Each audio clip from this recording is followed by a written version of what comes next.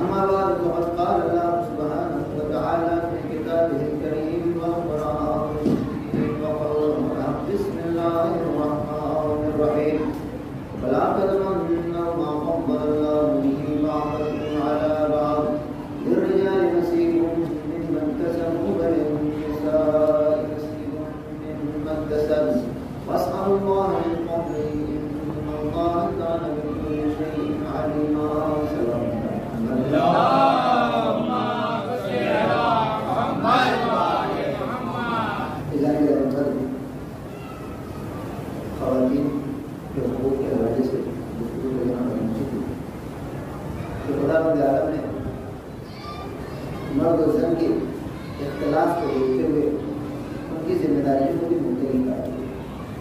اور چونکہ مرد جسمانی طور پر مضبوط ہے لہٰذا اسے سخت ذمہ داریاں دی گئی، اور عورت چونکہ جذباتی طور پر مضبوط ہے لہٰذا اسے ویسی ذمہ داریاں دی گئی. اور ساتھ ساتھ یہ کہہ دیا کہ کوئی ایک دوسرے پر فخر نہ کرے. تم اپنی ذمہ داری کو کتنا ادا کرتے ہو یہ دیکھا جائے گا، وہ اپنی ذمہ داری کو کتنا ادا کرتے ہیں. اب چونکہ مظاہر میں فرق ہے، ظاہری فزیکل اپیرنس میں فرق ہے، لہٰذا خداوند نے الرجال قوامون علی النساء، مرد کو عورت پر فوقیت حاصل ہے. اس کا مطلب یہ نہیں ہے کہ ہر مرد ہر عورت سے افضل ہے. اگر ہر مرد ہر عورت سے افضل ہوا کرتا تو کبھی مریم بغیر شوہر کی نہ رکھی اور کبھی شہزادی سلام اللہ علیہ کا خوب تلاش کرنے کی ضرورت نہیں اگر ہر مرد ہر عورت سے افضل ہو جائے. اب گفتگو یہاں تک کی کہ اتنی ساری باعثمت خواتین کی موجودگی میں شہزادی سلام اللہ علیہ کی عمر مبارک کل 18 برس. عام طور پر یہ عمر کہ جس میں شہزادی سلام اللہ علیہ اس دنیا سے تشریف لے گئی، یہاں تک بلکہ اس کے بھی 2-4 سال بعد تک خاتون کی زندگی تقاضوں والی رہتی ہے، فداکاری کبھی نہیں آتی. یہ جو مرحلہ زندگی کا ہے یہاں پر دیر رات ایک خاتون یا ایک لڑکی اپنے والدین سے یا اپنے شوہر سے یا اپنے بھائی سے تقاضے کر رہی ہوتی ہے. لیکن اس عمر میں اگر شہزادی سلام اللہ علیہ کی شہادت ہوگی، آپ نے دنیا سے چھوٹی، تو اگر اس مختصر عمر میں کون سے دروس ایسے ہو سکتے ہیں کہ تمام دنیا کی خواتین کو شہزادی سلام اللہ علیہ کو اپنا نمونہ عمل بتانا ان کے اوپر فرض ہے. سیدۃ النساء العالمین کا مطلب یہ از اول تا تا قیامت جتنی بھی خواتین اگر ان کے کوئی نمونہ عمل ہے تو شہزادی سلام اللہ علیہ کی ذات میں ایک جملے میں اگر کہا جائے، بظاہر ہے ہم عمر دیکھ رہے ہیں، ایک 18 برس کی خاتون ایک 50 برس 60 برس 70 برس کی خاتون کے لیے نمونہ کوئی کیسے بن سکتی ہے؟ یا بہتر تو وہ خاتون تھی کہ جس کی عمر لاتعداد سالوں کے اوپر محیط ہے، مثلا جناب حوا ہے یا مثلا جناب سارہ ہے یا خود جناب مریم جو ایک زمانے تک سیدہ نساء العالمین رہی تھی، ان کو اگر نمونہ عمل قرار دیا جائے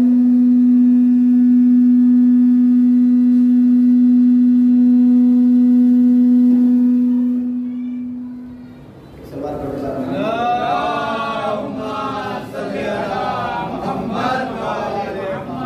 اس مختصر سی عمر مبارک میں اتنے سارے الفاظ، اتنی ساری فضیلتیں ذہن انسانی کیسے قبول کر سکتا ہے؟ بالکل قبول کر سکتا ہے اگر اس دنیا میں مادی ماحول کے تقاضوں میں رہ کر گناہوں سے آلودہ ہونے کے بعد ایک انسان جنت کی سکونت کا مستحق ہو سکتا ہے، تو وہ خاتون کہ جس کی خلقت ہی سے بھی جنت سے ہوئی ہو، اسے تو خاتون جنت ہو رہی ہے۔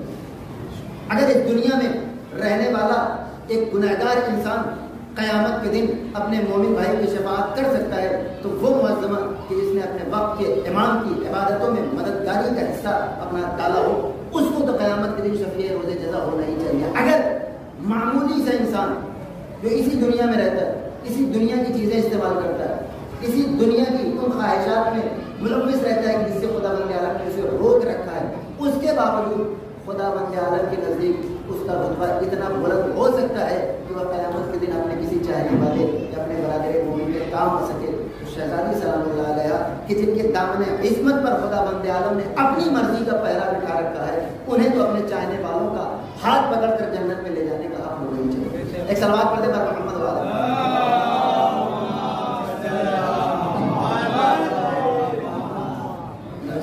سلام اللہ علیہ کہ لقب بلکہ نام فاطمہ کا نام یہی ہے، اس نام کا مطلب یہی ہے کہ آپ اپنے چاہنے والوں کو جنت کی آگ سے محفوظ کریں۔ اگر آپ غور فرمائیں شہزادی سلام اللہ علیہ، آج میں آپ کی عمر مبارک کی اس 18 برسوں میں شہزادی سلام اللہ علیہ نے کیا مار کے سر انجام دیے کہ آپ کو تمام عالمین کی خواتین کا سردار اور قرار دیا۔ آپ زندگی دیکھیں، پیغمبر اسلام کی بعثت کے 5ویں برس آپ کی دنیا میں تشریف لائے۔ پیغمبر اسلام کی زندگی میں مشکلات کہاں سے آئیں؟ اسی بعثت سے۔ جب تک آپ نے اعلان رسالت نہیں کیا تھا کسی کوئی مسئلہ نہیں تھا، سب صادق اور امین کہتے ہیں۔ امین کا مطلب اپنی امانتیں لا کر آپ کے پاس رکھا ہے، کوئی مسئلہ نہیں تھا۔ جیسے ہی پیغمبر اسلام نے اعلان رسالت کیا، 3 بعثت میں نبوت کے بعد 3 سال تک پیغمبر اسلام نے انتظار کیا، پھر خدا رب العالمین نے کہا بنذر عشیرتک الاقربین، اب اپنے رشتہ داروں کو ڈرانا شروع کر دیجیے۔ یعنی گویا کہ آپ ایک فارمل نبوت کا دعویٰ کر دیجیے پیغمبر اسلام نے۔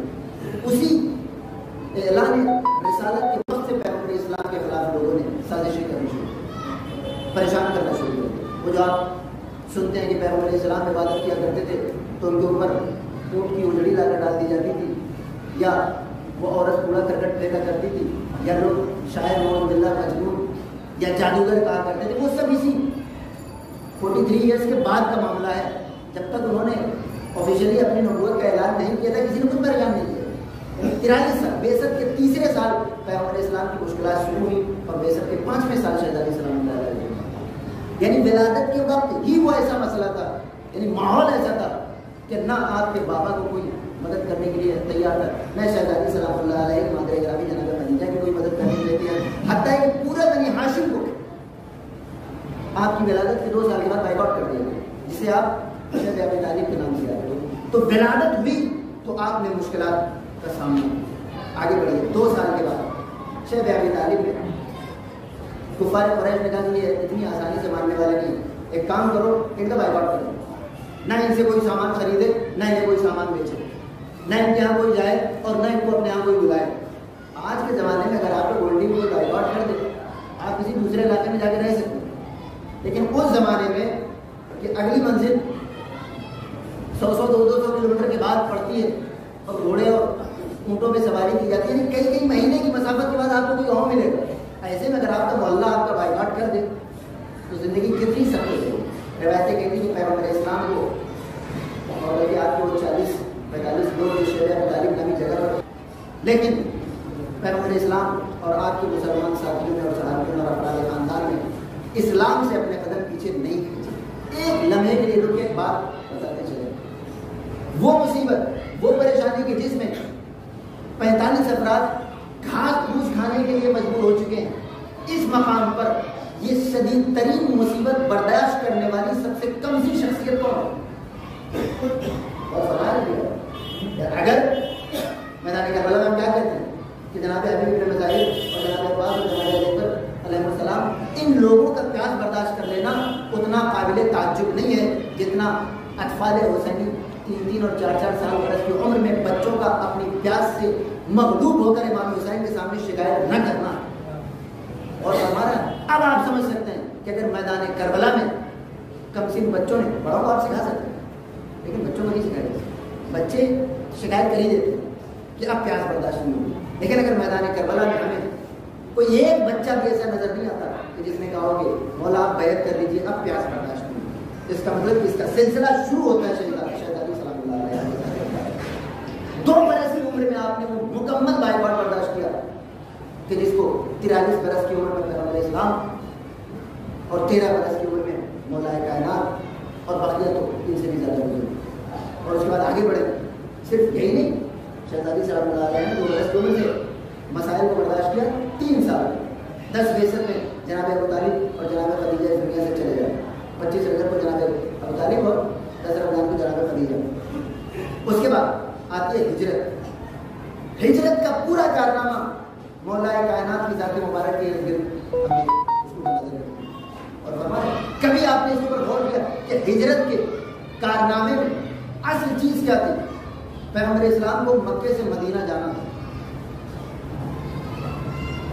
और डर ये था कि अगर कुफार को पता चल गया तो वो इन्हें पकड़ लेगा, यानी पूरी राजदारी के साथ जाना। मौलाए कायनात को बिस्तर पे लिटाया इसलिए गया कि अगर कोई दौरान सफ़र आ जाए तो कोई ऐसा इंसान न सो रहा हो कि जो फौरन पैगंबर इस्लाम का पता बता दे। लिहाजा बिस्तर पे कोई ऐसा इंसान हो कि जिससे वो धमकी देकर कुछ पूछ भी न सके। तवज्जो चाहिए, पैगंबर इस्लाम के सफ़र को सीग़े राज में रखना। मैं क्या कर रहा था, वो मुसीबतें जो बुजुर्गों ने अपनी बड़ी उम्र में बर्दाश्त की, शहजादी सलामुल्लाह अलैहा ने अपनी कमसिनी में ही उसे बर्दाश्त की। इब्तिदाई इस्लाम में मुश्किलात, करबला वालों की ये मिसाल शहजादी सलामुल्लाह अलैहा की है निगाहों के सामने, लेकिन शहजादी से पहले कोई इस किस्म का इशारा करने वाला भाई सामने। पैगंबर इस्लाम ने मौलाए कायनात को अपने बिस्तर पे सुला दिया। बाद लोग पूछते हैं कि आखिर अली के अलावा किसी और को क्यों सुला दिया? बिल्कुल सुलाया जा सकता था, लेकिन इस बात की गारंटी नहीं थी कि अगले दिन वो जिंदा उठता नहीं कि नहीं उठता। बिस्तर पे वो इंसान होना चाहिए कि जिससे कुफार फरश को थोड़ा बहुत खतरा महसूस होता हो। अब मौलाए कायनात ने सारी रात चैन के साथ बिस्तर पे गुजारा। अगर जरा सा भी शोर हंगामा होता तो पैगंबर इस्लाम की ज़ात मुबारका पे हर फासिल पर पैगंबर इस्लाम को खतरा पैदा हो सकता है।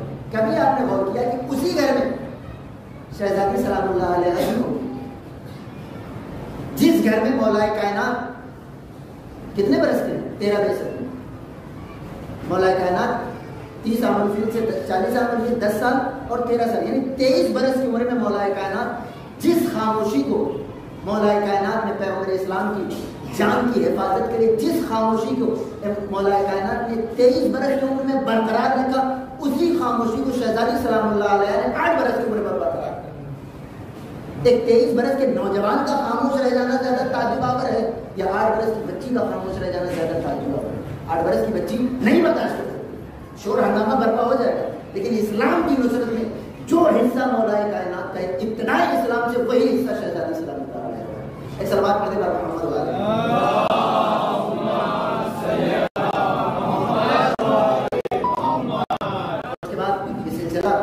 रुका नहीं।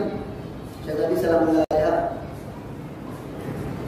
4 दिन के बाद जब पैगंबर इस्लाम मदीने पहुंचे तो आपने कहा मैं मदीने में नहीं जाऊंगा जब तक कि अली मुझसे आकर मुलाकात न हो जाए।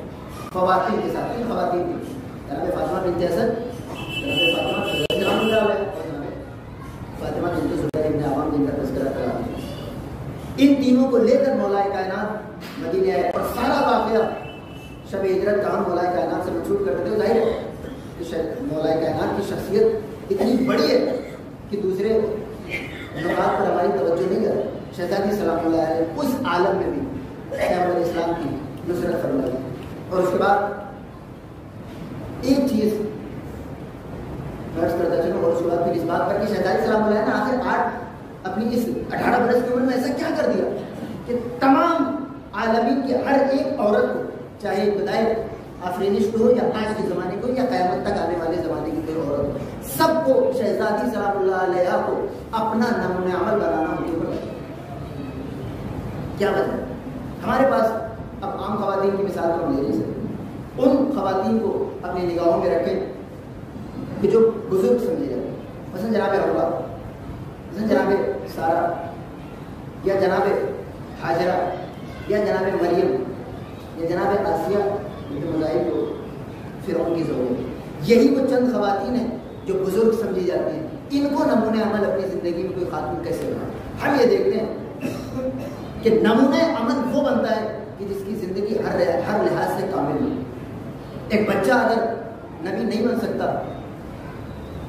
سکتا سے مراد یہ ہے، ایسا نہیں ہے کہ بچپنے میں وہ غیر معصوم ہوتے ہیں، لیکن نبوت کا اعلان فرض وہ اس عمر کے بعد اس کے اوپر طاری ہوتا ہے. یعنی وہ جو احکام نبوت ہوتے ہیں، شریعت الہیہ جو پہنچاتا ہے اس بلوغ کی عمر پہ پہنچا جاتا ہے.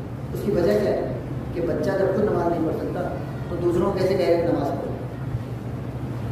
اسی طریقے سے خواتین کو اگر کوئی بڑا عہدہ نہیں دیا جائے، اس کی وجہ یہ ہے کہ خواتین کی زندگی اس لحاظ سے مکمل نہیں ہے کہ کسی کو مجبور کر سکے. کوئی پلٹ کے کہہ سکتا ہے جب آپ کو روزہ نہیں رکھنا تو ہم کیسے رکھیں. لہٰذا اگر ہم ان بزرگ خواتین کو دیکھ پوری توجہ دیں. جناب ہوگا ایک عورت اگر جناب ہوگا کو اپنے لیے نمونہ عمل بنانا چاہے تو سب کچھ تو سیکھ سکتی ہے، لیکن والدین کے ساتھ کیسا سلوک کیا جائے جناب ضرورت کی زندگی میں نہیں. وہ کیسے سیکھے؟ جناب آسیہ بنت مزاحم کی ساری زندگی اپنی نگاہوں کے سامنے خاتون رکھ کے اسے سمجھ نہ آ سکتا ہے کہ والدین کے ساتھ کیسا سلوک کیا جائے، بھائی بہنوں کے ساتھ کیسا سلوک کیا جائے، شوہر کے ساتھ کیسا سلوک کیا جاتا ہے.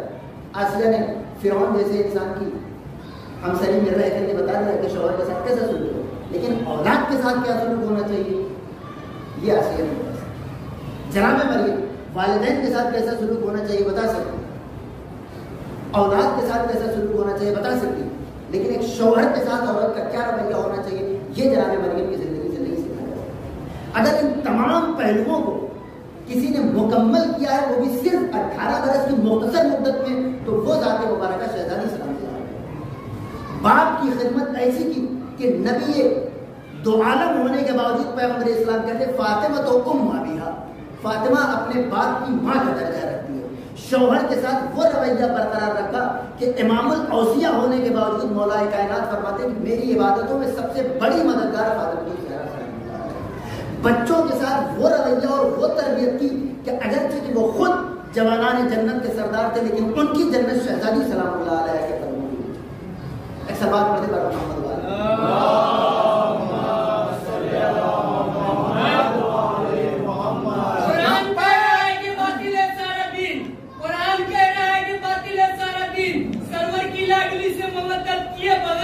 اور پانی کی ایک بوند بھی پینا حرام ہے.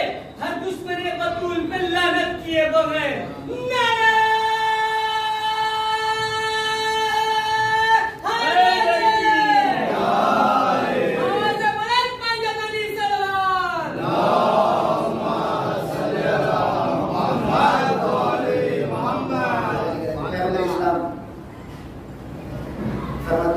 فاطمہ تو ام ابیہا، فاطمہ اپنے ماں کی حیثیت، اپنے باپ کی ماں کی حیثیت. اس کے اوپر میں انشاءاللہ بھی آتا ہوں کہ پیغمبر اسلام نے یہ جملہ یا یہ حدیث یا فضیلت کے لیے یہی لفظ کیوں استعمال کیا.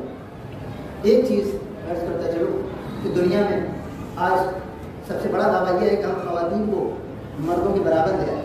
ہم نے خواتین کو ان کا جائز حق دلا دیا. اسلام میں خواتین کو جائز حق نہیں، جائزہ دلا دی. دو چیزیں ہوتی ہیں، ایک دنیا اور ایک آخرت. ہمارے اور آپ کے لیے ایک دنیا ہے اور ایک آخرت جو توجہ سے سنیں گے. ایک سوال پڑھتے پر محمد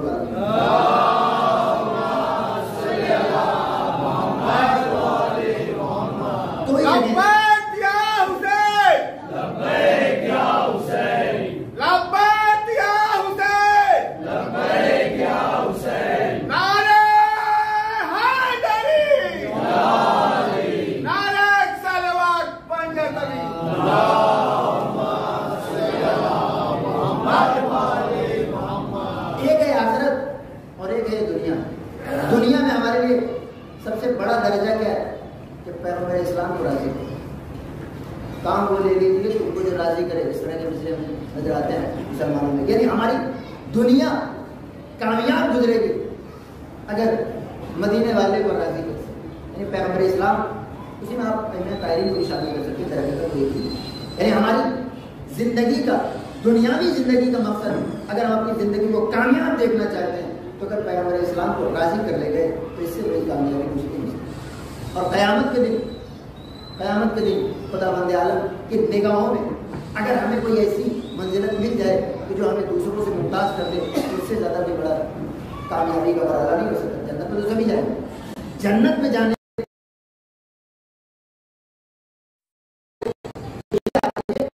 ایک بڑی کامیابی سمجھی جائے. تو دو چیزیں ہوں. دنیا میں کامیابی ہے کہ پیغمبر اسلام کے در تک رسائی اور ان کی مرضی حاصل کر لیں. آخرت میں کامیابی ہے کہ تمام جنتیوں میں ہمیں ذرا سا امتیاز دے دیا جائے. عزیزان گرامی, اسلام نے ان دونوں مقامات پر اگر کسی کو سب سے بڑی بلندی پہ فائز کیا ہے تو وہ کوئی مرد نہیں ہے. آخرت میں حضرت امام حسن علیہ السلام فرماتے ہیں کہ جب تمام اصحاب جنت اور تمام مخلوقات عالم اس مقام پر بیٹھی ہوئی ہوگی, اگر کوئی اکلوتی شخصیت سواری پر سوار ہو کے آئے گی تو وہ ہماری جدہ فاطمہ زہرا صلی اللہ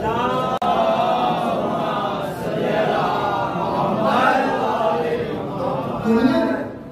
آخرت میں جب سب بیٹھے ہوئے ہوں گے اس مقام پر اکلوتی شخصیت مکمل حدیث میں بات کسی مجلس میں کر دوں گا, ایک بڑی طویل اور اس شہزادی سلام اللہ علیہ کے آنے کی ایک منظر کی منظر نگاری کی گئی. وہ تفصیل ہے. خلاصہ یہ کہ شہزادی سلام اللہ علیہ اکلوتی شخصیت ہوگی کہ جو کسی سواری پہ سوار ہو گیا ہے.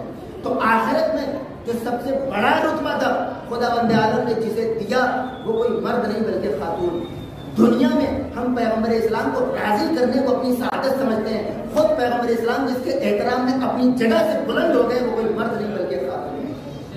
اس سے زیادہ کوئی خواتین کا احترام کر کے ہمیں دکھائے تو ہم سمجھے کہ وہ حقوق خواتین کا علمبردار ہے. لیکن ہم یہ دیکھتے ہیں کہ کاغذ کے اوپر ان کی باتیں بڑی اچھی لگتی ہیں. عملی طور پر میں نے کر دیا مجلس میں مفصل عرض کیا کہ عملی طور پہ کوئی کر کے دکھائے, لیکن وہ کر کے دکھانے والا کوئی نہیں. چاہے وہ غلاموں کے حقوق ہو یا خواتین کو, غلاموں کے ساتھ آپ اچھا سلوک کر سکتے ہیں, لیکن ایک کنیز کو ماں کہنے والے بچوں کی پرورش کر دینا شہزادی سلام اللہ علیہ کے پاس. کبھی دیکھا آپ نے غلام کو اپنے جیسے کپڑے پہنا سکتے ہیں, غلام کو اپنے برتن میں کھانا کھلا سکتے ہیں, غلام کو اپنے بستر میں سلا سکتے ہیں, لیکن ایسے بچوں کی پرورش کون کرتا ہے کہ جو ساری زندگی اپنی کنیز کو, ماں کی کنیز بچوں کے لیے بھی کوئی ایسی اماں فضل ہے.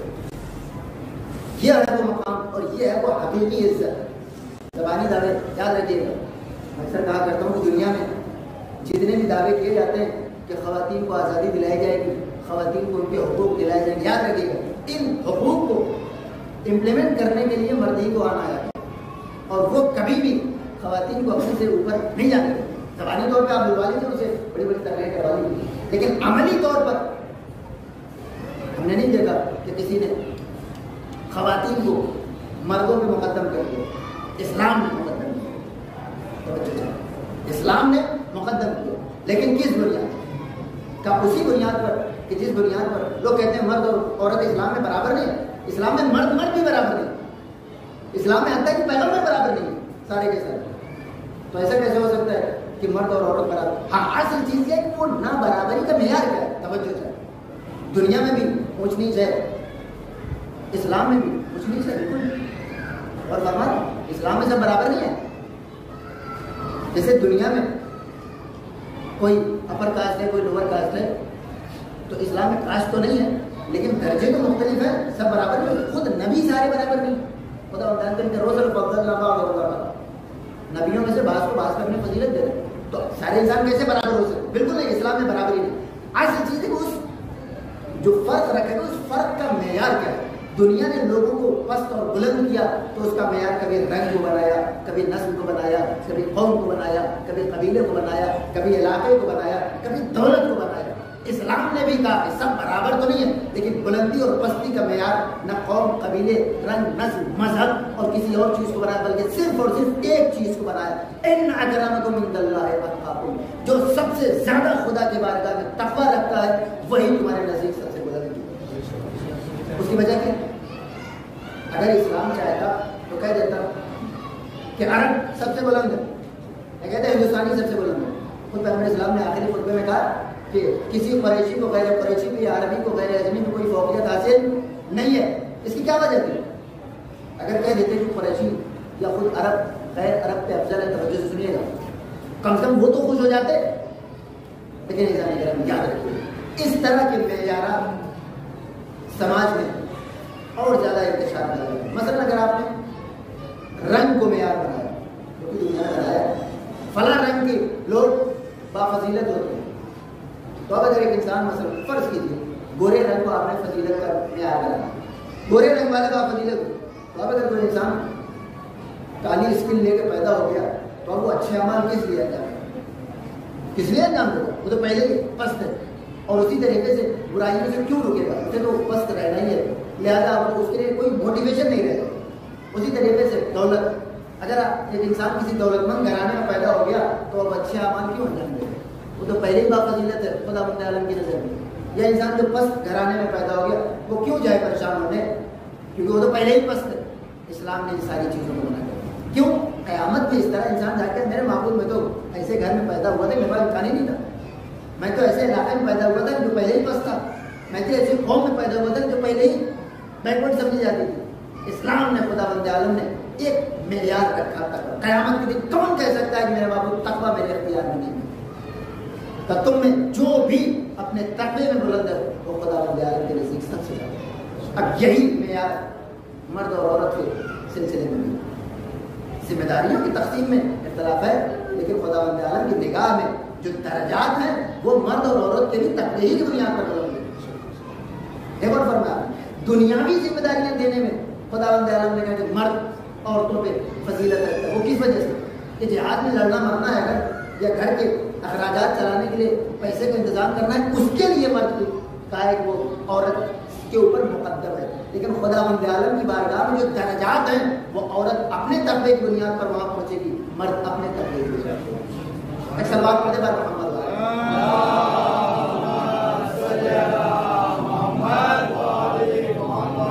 اور اس کے بعد پیغمبر اسلام نے ارشاد فرمایا، جب یاد رکھیے گا یہ چیزیں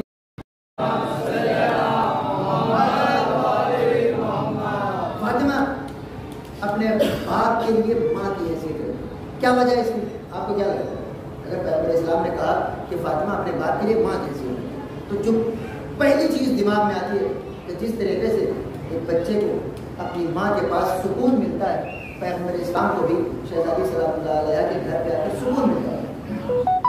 دلیل کے طور پر آپ حدیث سے کیسا کو دے سکتے دیکھ لے جائیں بتائیں ایک لمحے کے لیے. شہزادی سلام اللہ کب آئی اس دنیا میں؟ جب پیغمبر اسلام کی عمر 45 برس ہے، اور اس کے بعد 18 برس آپ اس دنیا میں رہے، یعنی 45 برس سے لے کے 63 برس. پیغمبر اسلام کی 63 برس کی عمر کو اگر تقسیم کیا جائے تو زیادہ سے زیادہ 1/3 حصہ شہزادی سلام اللہ علیہ کو 1/3 تو 2/3 تو پیغمبر اسلام پہلے ہی برداشت کر چکے ہیں ساری مسائل. یہ اور فرمایا یعنی اگر شہزادی سلام اللہ علیہ نے سکون دیا بھی تو 1/3 زندگی میں دیا، 2/3 زندگی میں تو شہزادی سلام اللہ علیہ تھی نہیں. لہذا غور کرنا پڑے. ممکن ہے یہ بھی وجہ ہو لیکن یقینی طور پہ یہ وجہ نہیں ہے، کیونکہ 2/3 زندگی تو پیغمبر اسلام پہلے گزار چکے کہ جس میں پیغمبر اسلام کو کہیں سکون نہیں ملا سوائے جناب خدیجہ سلام اللہ علیہ. جناب خدیجہ سے آپ کی شادی ہوئی آپ 25 برس کے 25 برس کے بعد شہزادی جناب خدیجہ سے پیغمبر اسلام کی شادی ہوتی ہے. پیغمبر اسلام کا کچھ نہیں تھا، حتیٰ ہی انہیں کے لیے کام کرتے، یعنی اپنے امپلائر سے انہوں نے شادی کی. یہ بھی ایک درس ہے کہ شادی کرنے کے لیے دولت یا جاہ و جلال اور مقام دیکھنا کوئی ضروری نہیں ہے، لیکن اگر ایک انسان ایماندار ہے تو اس کے ساتھ اپنی دنیا کے لیے آخرت کا رشتہ تو اللہ جائے. کم از کم دنیاوی رشتے کو انسان اگر ہمیشہ کے لیے کسی کے ساتھ جوڑ رہا ہے تو اس میں دولت یا جاہ و جلال اور مقام اور مال کو مد نظر نہیں رکھنا چاہیے. اگر شہزادی سلام اللہ علیہ جیسی اولاد چاہیے تو اس کے لیے انسان کو ایک بہترین شوہر کا انتخاب کرنا چاہیے. اب ایک المیہ ہے ہمارے پاس، بعض اوقات ہمارے پاس بھی شکایتاً لوگ عرض کرتے ہوئے خواتین کتنا سخت بنا دیا اسلام نے خلا کو، ہم الگ ہونا چاہتے ہیں مرد کے آدمی کو طلاق ہوتے ہی. یہ تو بہت ناانصافی کا بات ہے. ایسا نہیں کرنا. ناانصافی آپ کو لگتی ہے، اس کی وجہ کیا ہے؟ کیونکہ نکاح کرتے وقت آپ گن پوائنٹ پہ کرا دیتے ہیں. نکاح جو جس معیار پہ جناب خدیجہ نے اپنا نکاح کیا تھا اس معیار پہ آپ نکاح کرا دیں لڑکی کا، کبھی خلا کی نوبت نہیں ہے. انہوں نے دیکھا، پہچانا، ایمانداری کو جانا، ان کے کردار کو ناپا، اس کے بعد یہ دیکھا کہ یہ ہمارے ساتھ کتنے وفادار ہیں، اپنی ایمانداری کے تئیں کتنے وفادار ہیں، بزنس میں کیسے ہیں، امانت میں کیسے ہیں، سب کچھ دیکھنے کے بعد انہوں نے نکاح کیا۔ اس نکاح کے بعد فلاں کا مسئلہ پیش آئے گا؟ نہیں پیش آئے گا۔ لیکن ہمارے یہاں شادیاں اسلامی نہیں ہوتی، سوچتے ہیں کہ طلاق کے وقت اسلام بالکل مکمل طور سے امپلیمنٹ کر لیا گیا۔ تو طلاق یا خدا نخواستہ کھلا ہے، اس کو اگر آپ سمجھنا چاہتے ہیں کہ اس میں ناانصافی نہیں ہے تو آپ کو بنیادی طور پر اسلام فالو کرنا ہے۔ آدھا اسلام ہمیشہ مشکل پیدا کرتا ہے۔ جناب خدیجہ سلام اللہ علیہ سے عرض کر رہا تھا کہ جب شادی ہوئی کچھ نہیں تھا، اس کے بعد پیغمبر اسلام نے سارے مسائل برداشت کیے۔ 45 برس کی عمر میں، یعنی شادی کے بعد بھی 20 برس تک پیغمبر اسلام کی کوئی اولاد نہیں تھی۔ 45 برس کی عمر میں اولاد نہیں تھی، یعنی سکون دینے والی اولاد، بچے تو ہوئے لیکن زندہ نہیں، یعنی شہزادی سلام اللہ علیہ ایک لوگ کہ جو پیغمبر اسلام کو سکون دے سکتی۔ اس کا مطلب کہ ہمیں اس کے بارے میں غور کرنا۔ سکون مسئلہ نہیں، سکون بھی ملتا تھا لیکن ساری بے سکونی تو پیغمبر اسلام 2/3 گزار چکے۔ اس کا مطلب کہ کوئی ایک پہلو اور بھی ہے۔ اس پہلو کو غور کرنے کے لیے جب ہم نے قرآن مجید کا سہارا لیا، پہلی سورت الحمدللہ رب العالمین کے اوپر اگر آپ جائیں، قرآن جو فتح عثمان کا حوالہ، وہاں پر بعض قرآنوں میں یہ عبارت لکھی تھی، فاتحۃ الکتاب وہی ام الکتاب۔ یہ قرآن کا پہلا سورہ ہے، اس سے قرآن کی ابتدا ہوتی ہے اور یہ ام کتاب کی حیثیت رکھتا ہے۔ ام کتاب کی توجہ چاہیے۔ کبھی آپ سے پوچھا کہ بھائی یہ اتنا چھوٹا سا سورہ جو کہ جز ہے، ایک چھوٹا سا حصہ ہے اس کا، اس کو ام کتاب کیوں کہا جا رہا ہے؟ اگر اس کے حجم کی وجہ سے کہا جاتا تو سورہ بقرہ کو ام کتاب ہونا چاہیے تھا، آل عمران 200 آیتیں اسے ام کتاب ہونا چاہیے تھا، سورہ یاسین میں نہ جانے کتنی نعمتوں کا تذکرہ کیا اسے ام کتاب ہونا، سورہ رحمان میں تو خداوند عالم نے نہ جانے کتنی آیتوں کا تذکرہ کر کے کہا کتنی آیتوں کو جھٹلاؤ گے، اسے ام کتاب کا درجہ حاصل ہونا چاہیے تھا۔ گویا کہ نہ حجم معیار ہے، نہ اس کا متن معیار ہے، نہ اس کا ردیف قافیہ معیار ہے، نہ اس کا سجع معیار ہے۔ معیار کیا ہے؟ کہتے ہیں کہ سورہ فاتحہ کو اگر ام کتاب کہا جاتا ہے تو اس کی ایک لوٹی وجہ یہ کہ جو فضیلتیں پورے قرآن میں ہیں وہ سمٹ کر سورہ فاتحہ میں نہیں جاؤ، یعنی جو فضیلتیں ساری فضیلتیں قرآن مجید کی تھیں وہ سورہ فاتحہ میں چاہیں یا نہیں، سورہ فاتحہ آپ سے پڑھایا جاتا ہے تو یہی سورہ تو پڑھایا جائے سب، یعنی سارے فضائل و کمالات اگر کسی ایک جز میں جمع ہو جائیں تو وہ جز ہونے کے باوجود ماں کا درجہ رکھتا ہے۔ اب پیغمبر اسلام کہتے ہیں کہ اگر میں کہتا ہوں کہ فاطمہ اپنے باپ کی ماں کی حیثیت رکھتی ہے تو بِضْعَةٌ مِّنِّی کو اس حدیث کے ساتھ ملا دو اور سورہ فاتحہ پہ نظر کرو، جیسے وہ جز ہونے کے باوجود سارے فضائل سمیٹنے کی وجہ سے پوری کتاب کی ماں ہے، فاطمہ میرا جز ہونے کے باوجود سارے فضائل سمیٹنے کی وجہ سے اپنے باپ کی ماں کی حیثیت رکھتی ہے۔ ایک صلوات پڑھ دے محمد۔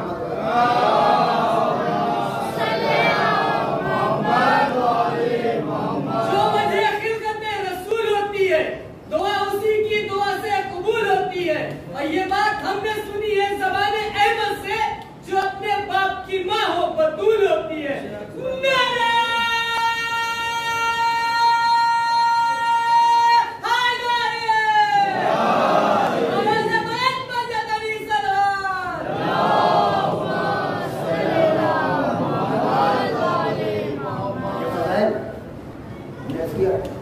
اتنی مختصر سی عمر میں پیغمبر اسلام اگر اتنے بڑے درجات دے رہے ہیں تو رشتہ داری کی بنیاد پہ نہیں،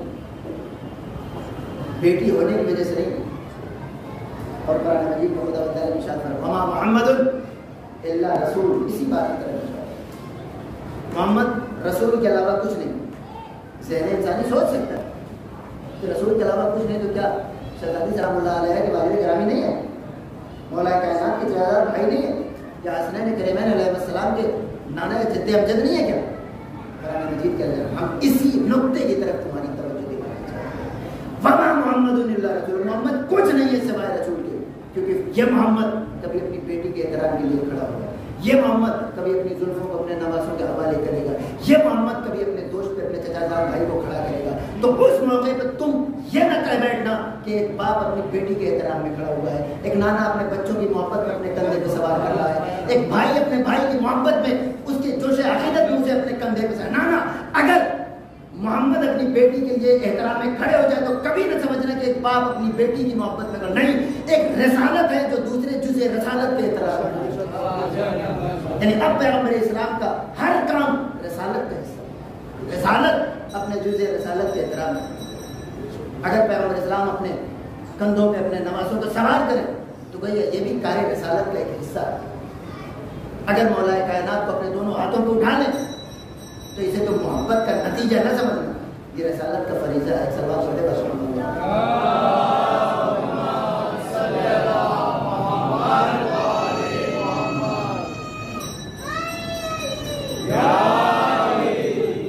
اور ان فضائل کو ایسا نہیں ہے کہ ہم اور آپ جانتے ہیں اور باقی لوگ نہیں جانتے، سب کو پتا۔ مسئلہ کیا ہے جو میں اس کو انشاءاللہ اسی طرح سے مسائل اگر ہمیں پتا ہے، آپ کو پتا ہے تو ظاہر ہے سب کو پتا رہا ہو۔ مسلمانوں کا سب سے بڑا مسئلہ ہے ڈاکٹر اسرار احمد نام سنا، جنہوں نے مولا کائنات میں نعوذ باللہ سورہ کافرون کو پڑھیا جو کافرون اعبدوا ما تعبدون پڑھی، کوئی بات ایک اہل سنت میں پرومیننٹ فگر ہے، وہ یہ کہتے ہیں کوٹ ان کوٹ کہ ہمارے ساتھ مسئلہ یہ ہے کہ ہم نے ہر تخت پر آنے والے کو صحیح سمجھا، اس کے بعد جب وہ کچھ حرکتیں کرتا ہے تو اس کو جسٹیفائی کرنا پڑتا ہے۔ جب آپ نے کہہ دیا ہے کہ وہ تخت پر بیٹھے تو صحیح بیٹھے، اگر آپ نے ایک جملہ کہہ دیا ہوتا ہے کہ نہیں غلط بیٹھے، پھر ان کے حرکتوں کی ذمہ داری آپ کی گردن پہ نہ تو مسلمان یہ آگے کا جملہ وہ نہیں کہہ سکتے، یعنی ایک حد تک وہ بنی امیہ تک گئے، اس کے اوپر جانے کی جرت نہیں کر سکے۔ وہ کہتے ہیں کہ شیعوں نے یہ کام کبھی نہیں کیا، انہوں نے ظالم بادشاہ چاہے وہ شیعہ ہو چاہے سنی ہو چاہے ہندو ہو، ظالم کی حمایت کبھی شیعوں نے نہیں کی۔ ہم نے چونکہ ظالم بادشاہ جو بھی تخت پر آ گیا جس کی لاٹھی اس کی بحث، جو تخت پر جس کو کہتے ہیں سلطان متغلب، جس نے غلبہ حاصل کر لیا کسی بھی طریقے سے، اس کو مان لیں۔ اس جملے کے کنٹیکس میں اگر آپ سمجھیں تو آپ کو سمجھ آئے گا کہ یہ روایتیں جو ہمیں سمجھ آ رہی ہیں ابتدائی دور کے مسلمانوں کیوں نہیں سمجھ آ رہی۔ اب وہ دونوں کو ملائے کیسے؟ ایک آدمی جس کو آپ کہہ دو یہ برحق ہے، اب اس کے خلاف آپ کچھ کہہ سکتے ہو؟ نہیں کہہ سکتے۔ پہلے دن اس انسان کے خلاف اٹھنا چاہیے تھا کہ جس نے پیغمبر اسلام کے قول کو اپنے قدموں سے دبا دیا۔ اگر اس دن تم نے جرأت دکھائی ہوتی تو اس کے بعد تمہیں شہزادی سلام اللہ علیہ کے اوپر مصیبتوں کے پہاڑ توڑے جانے پر پریشانیوں کا شکار نہ ہونا۔ پریشانیوں کا شکار آج تک ہمیشہ رہے۔ خود ہندوستان میں جو بادشاہ ہے ان کو انہوں نے اپنا ولی اور پیر اور بزرگ اور نہ جانے کیا کیا کہنا شروع کیا۔ ایک جملہ کہتے بادشاہ ہے بھائی، اس کے کاموں کو ہم کیسے جسٹیفائی کریں، بس اتنا کافی تھا۔ لیکن چونکہ عادت رہی ہے کہ انہیں ہر وہ انسان جو تخت پر بیٹھ گیا اس کو درست سمجھ لیا، اب وہ جو بھی کرے گا آپ کو اسے درست بنانا پڑے گا۔ پہلے تو ماننا پڑے گا، اگر نہیں مان سکتے تو اسے بنانا پڑے گا۔ اور وہ میں آپ کو انشاءاللہ عرض کروں گا کہ کیسے کیسے لوگوں نے اسٹوریز کو ڈب کی تاکہ یہ بتایا جا سکے نہیں سب ٹھیک تھا۔ کیوں؟ کیونکہ ان کو تخت پر بیٹھا کے وہ ان کی بیعت کر چکے ہیں، تو اب تو انہیں کچھ کہانیاں بنانی پڑے گی، یہ مسئلہ ہے سر۔ اس کے بعد کہتے ہیں کہ یہ گستاخ صحابہ ہے اور دشمن صحابہ ہے۔ آپ لوگوں کی تو تعلقات ہم لوگوں کے تعلقات مول نہیں ہو سکتے، تو میں کہتا ہوں کہ کیوں کہتے ہو گستاخ کے ساتھ؟ 1.25 لاکھ صحابی میدان غدیر خون میں کبھی ان کا انکار کیا جا سکتا؟ جنگ احد میں جب مولا کائنات کو 17 زخم لگے تھے، توجہ سنیے، اگلے دن، اور اس میں 17 زخم کیوں لگے تھے؟ کیونکہ 12-14 افراد کے علاوہ باقی سب ندارت تھے۔ تو اب اس میں مولا کائنات کے علاوہ بھی تو لوگ تھے یا نہیں تھے؟ تھے، بالکل تھے۔ 20-22 برس کا ایک نوجوان مارا گیا، مولا کائنات کے ساتھ لڑتے ہوئے مر گیا، شہید ہو گیا۔ مولا کائنات نے اس کی ماں سے کہا کہ تمہارا بیٹا کل میری طرح رہا۔ ایسے صحابہ کو کوئی کچھ کہہ سکتا ہے؟ ایسے صحابہ کا انکار کر کے کوئی جنت جا سکتا ہے کیا؟ میں یہی کہتا ہوں کہ کیوں کہتے ہو گستاخ؟ یہ کہو کہ کچھ لوگوں کے بارے میں ایسا، یہ نہ کہو کہ صحابہ کے بارے میں ایسا کرے۔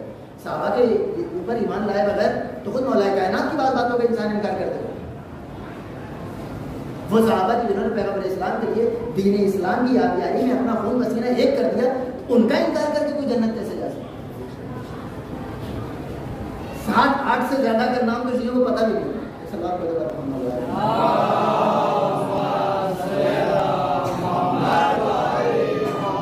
تو یہ ساری چیزیں کیوں بنانی پڑتی ہیں؟ یہ ماحول سازی کیوں کرنی پڑتی ہے؟ کیونکہ بنیاد ہے وہاں پر ایک فیصلہ آپ نے غلط کر دیا، اب آپ سوچتے ہیں کہ یہ بھی الزام لگا دیں، یہ بھی الزام لگا دیں، وہ بھی الزام لگا دیں۔ چیز انجینئر محمد علی مرزا کی 2-4 کلپس میں نے دیکھی کہ وہ صفین تک تو جاتے ہیں لیکن صفین کے اوپر جانے کی ہمت نہیں ہوتی کیونکہ رہنا ہے نا مجھے لگا. میں یہ کہتا ہوں کہ آج سارا مسئلہ ہی ختم ہو گیا. توجہ سے سنیے گا. آج کے زمانے میں اگر کوئی انسان کسی مخالف آتا ہے یزید، آپ یزید کا کیا کر رہے ہیں؟ اگر ایک انسان یزید کے اوپر لعنت بھیجتا ہے اور ایک انسان ساتھ میں جس کو یزید سے محبت ہے تو اس کو ٹینشن لینے کی کیا ضرورت ہے؟ آپ یزید کا کچھ کر لیں. لعنت دنیا لعنت بھیجنے کے علاوہ تو کچھ نہیں کر سکتے یا اس کو برا بھلا سمجھنے کے علاوہ کچھ نہیں کر سکتے. کتابوں میں موجود ہے. ایک انسان اپنی رائے بنانا چاہتا ہے تو آپ کو اتنی فکر کیوں؟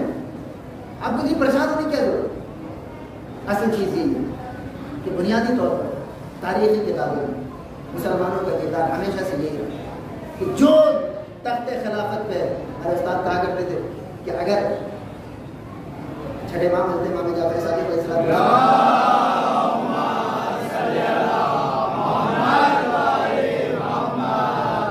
ابو حنیفہ مولا کے شاگردوں میں نہ ہوتے اور انہوں نے مولا کی فضیلت میں اور اب ظاہر شاگرد ہے تو اثر تو آئے گا. تو کچھ روایتیں اگر انہوں نے کچھ فضیلتیں شروع کو شکر گزار ہونا چاہیے ان ائمہ اربعہ کا کیونکہ ان کی بدولت کتابوں میں روایتیں آ گئی. آپ کو بڑے شوق سے دکھا رہے تھے لیکن یہ حوالہ وہ کس نے رکھا؟ چونکہ وہ درے معصوم پہ 2 سال پڑھ چکے اور اگر وہ نہ ہوتے تو آج کوئی چوتھا بھی نہیں مان رہا. واقعی بنی عباس کو بنی ہاشم سے کیا محبت ہے؟ وہ خلفاء جو قتل کر رہے تھے شہید کر رہے تھے معصومین کو وہ مولا کائنات کو بعنوان خلیفہ کیسے پہچانوا سکتے؟ مجبور ہو گئے کیونکہ بڑے علماء لکھ کر. اور اسی طریقے سے اگر مولا کائنات تلوار اٹھا لی اور خلیفہ کسی بھی طرح ہو یقین جانیے ہم سے زیادہ مولا کائنات کی میں یہ کر رہے ہیں. کیوں؟ کیونکہ ان کا تو قانونی بھائی ہے کہ جو تخت پر تلوار کے سہارے آ جائے وہ خلیفہ ہوتا ہے، وہ بادشاہ ہوتا ہے. خلیفہ تو نہیں ہو سکتا، بادشاہ ہوتا ہے. اس کی بادشاہ آج دنیا میں کیا ہے؟ حتیٰ کہ جاوید احمد خامدی نام سنا آپ نے؟ وہ یہ کہہ رہے کھلے عام کہہ رہے جی ہونا تو چاہیے کہ وَأَمْرُهُمْ شُورَىٰ بَيْنَهُمْ کہ مسلمان مل جل کے فیصلہ کریں مشورے کے ذریعے. آیت کا جملہ ہے ایک حصہ ہے وَأَمْرُهُمْ شُورَىٰ بَيْنَهُمْ مشورے سے کر لیا جائے. لیکن اگر تلوار نکل آتی ہے کسی کی اور اس کی تلوار کامیاب ہو جاتی ہے تو پھر اس تلوار والے کا ساتھ دینا چاہیے. کھیل ختم ہو گیا. اب آپ کو کسی ٹینشن لینے کی ضرورت نہیں کہ لوگ کیوں نہیں مان رہے کیونکہ پہلے ہی دن انہوں نے تلوار والوں کا ساتھ دیا، کتاب والوں کا ساتھ دیا. ایک سلوات پڑھے بعد محمد والا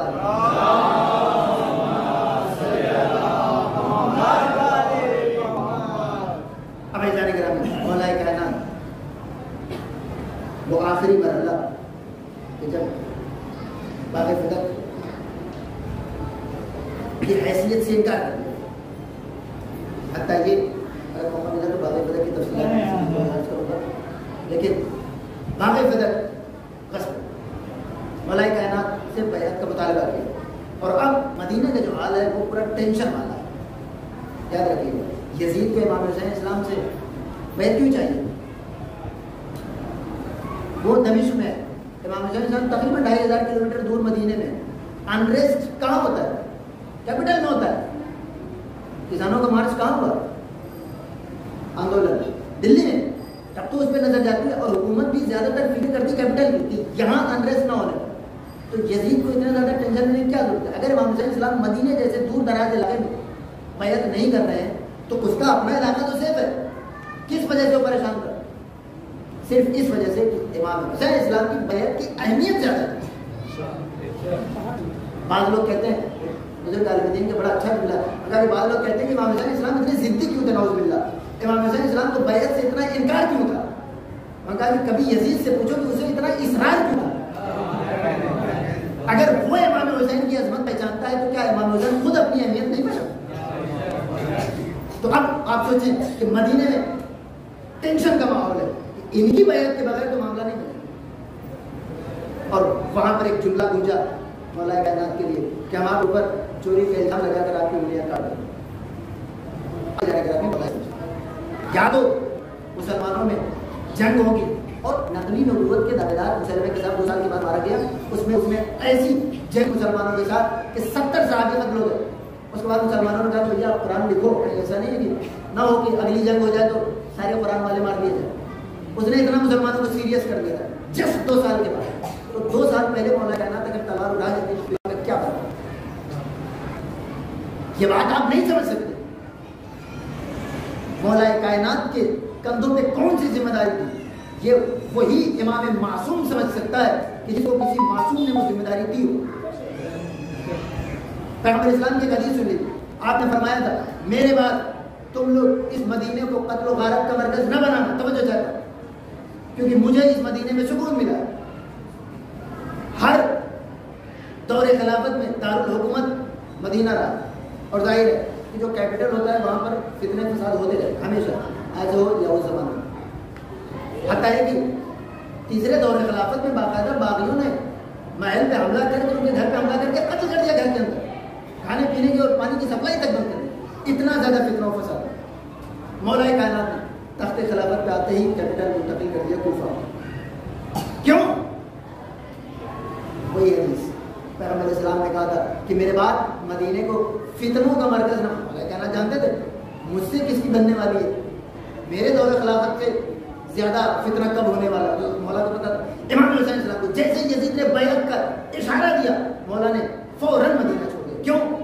وہی حدیث کہ مدینے کو پیغمبر اسلام نے امن کی جائیداد قرار دیا ہے. یہاں پر فتنہ و فساد ہے. جانشین کہلوا دینا الگ ہے. حقیقی جانشین وہی ہوتا ہے جو قول پیغمبر کی آبرو ہے. دونوں کردار دیکھیں آپ. مولا کائنات کے تلوار نہ اٹھانا. اب آپ کو سمجھ میں آئے گا اگر آپ امام حسین السلام کے کردار سے ملائیں. وہی حدیث کہ دیکھو میرے بعد یہاں پر خون ریزی نہ ہونے پر مولا کائنات کو یہ دھمکی دے دی گئی کہ ہم آپ کے اوپر چوری کا الزام لگا کے ہاتھ کاٹ دیں. بڑا مسئلہ ہے. اب مولا کائنات اپنے گھر کے اندر ہے. یہ آخری منزل سنی تھی. میں سوچا تھا میں کل سواب کے بعد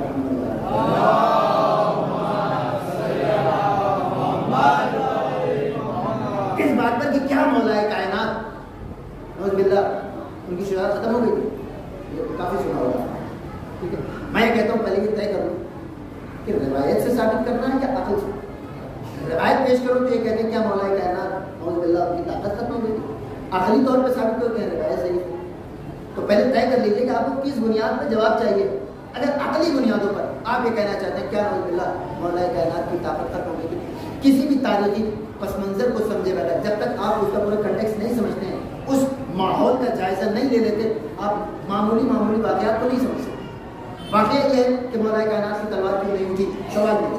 اس کو حل کرنے کے جب تک آپ اس ماحول میں خود اتر نہیں جائیں گے آپ کو نہیں سمجھنا.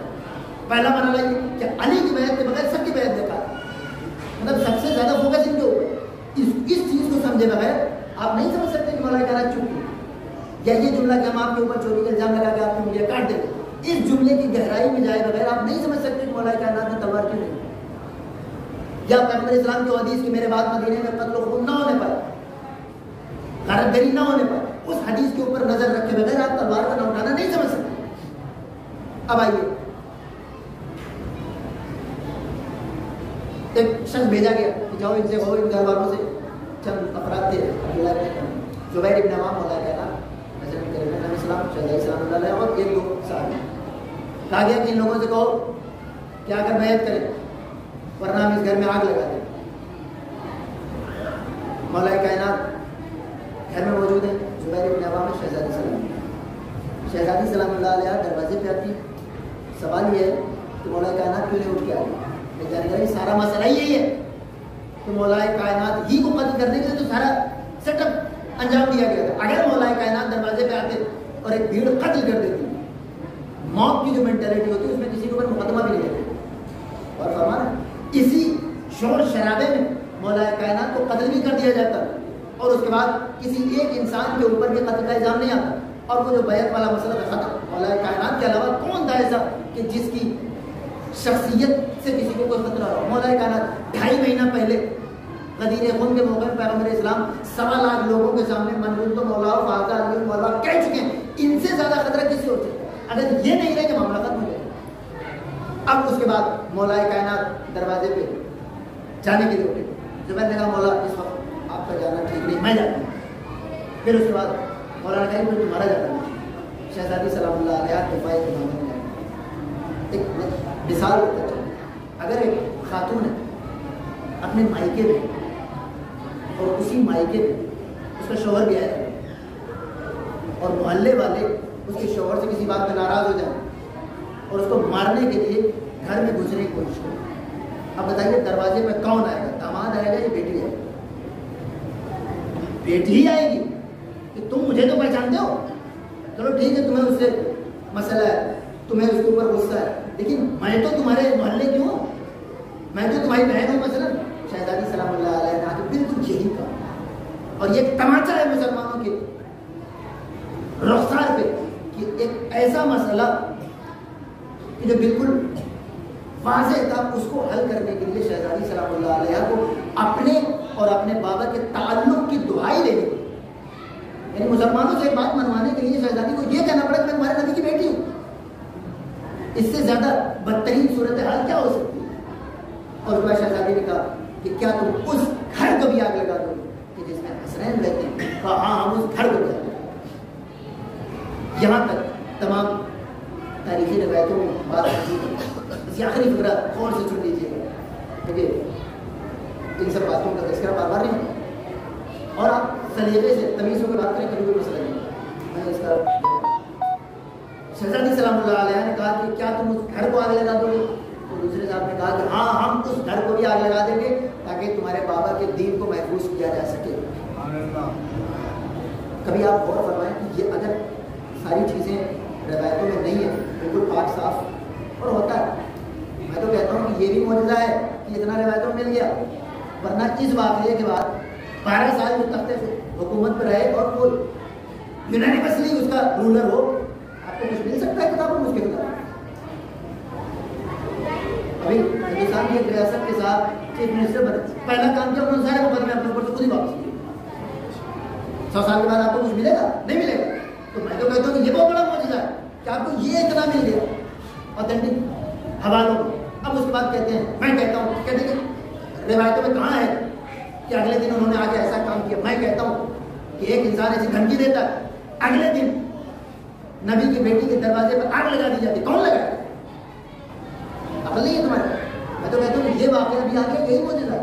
ये इतना क्यों आया ये बता दूँगा आपको। ये इतना इस वजह से आया कि मुअर्रिखीन और चापलूसों की सहनियत हमेशा कमजोर।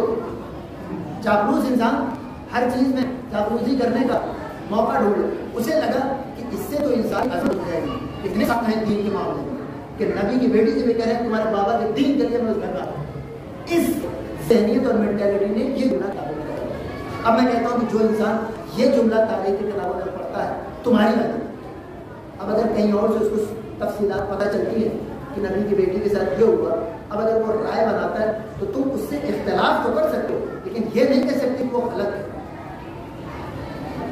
क्योंकि बुनियादी तौर पर तुम तस्लीम कर रहे हो। और उसके बाद शहजादी सलाम अल्लाह तस्लीम से शेख अब्बास चुकमी ने भी इसको लेकर ग्यारह लम्बा इस रवायत को तस्लीम किया गया कि शहजादी सलाम अल्लाह अलैहा अगले दिन जब ये धमकी दी जा चुकी, अगले दिन अपने गुलाम कुनफुस को भेजा कि जाओ उन लोगों से घर वालों से क्या है बैत करें, जाएंगे किसी को बैत नहीं होगी। फिर उसके बाद दरवाजे पर वो जो धमकी दी गई थी एक दिन पहले, उसके ऊपर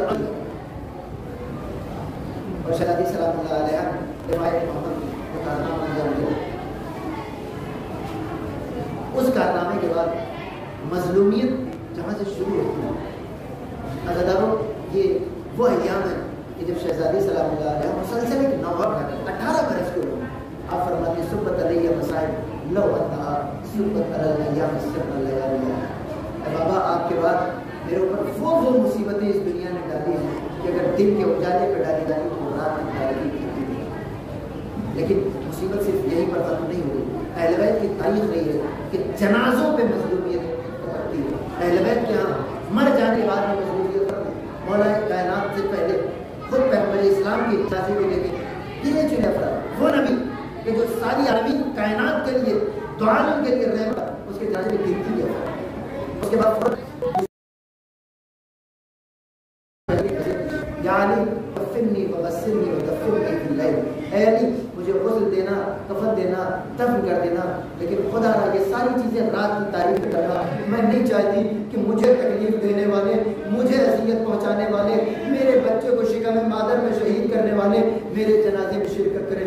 अजरुल्लाह बुखारी ने भी इस रिवायत को लिखा है कि शहजादी सलामुल्लाह अलैहा से दो अफराद माजरत करने के लिए आए कि हम फातिमा से माफ़ी मांगना चाहते हैं। मौलाए कायनात ने कहा कि मैं माने नहीं हो सकता, ठीक है आ जाइए। मौलाए कायनात ने आकर फरमाया कि फातिमा दो अफराद उनसे माफ़ी मांगनी है, क्या उन्हें घर में आने की इजाज़त दे सकता हूँ? शहजादी ने कहा कि अली आपका घर है, आप जिसे चाहे बुलाएं। आपने आकर ये जुमला कहा, दोनों अफराद आए, सलाम किया, शहजादी ने मुंह फेर लिया, उसके बाद दूसरी तरफ से सलाम किया। मसलियों की तकलीफ के बाद शहजादी ने मुंह फेर लिया, यही गनीमत है, शहजादी ने मुंह फेरा। अगर अक्ल होती तो इतना समझ में आ जाता कि एक मासूमा किसी मुसलमान के सलाम का जवाब देने से कभी परहेज नहीं करेगी, लिहाजा इनको फौरन वापस हो जाना चाहिए था। उसके बाद शहजादी सलामुल्लाह अलैहा ने मौलाए कायनात को मुखातिब किया, ऐ अली इनसे पूछिए क्या इन्होंने हदीस नहीं सुनी? फातिमा तो बदतुम मिन्नी मन आज़ाहा फ़क़द आज़ानी मन अग़ज़बहा फ़क़द अग़ज़बनी। फातिमा मेरा हिस्सा है, जिसने इसे गज़ब न किया उसने मुझे गज़ब न किया। कहा हाँ सुनी है। कहा अली इनसे पूछिए कि क्या इन्होंने ये हदीस नहीं सुनी है कि फातिमा मेरा पारे जिगर है, इसने इसे नाराज़ किया उसने मुझे नाराज़ किया?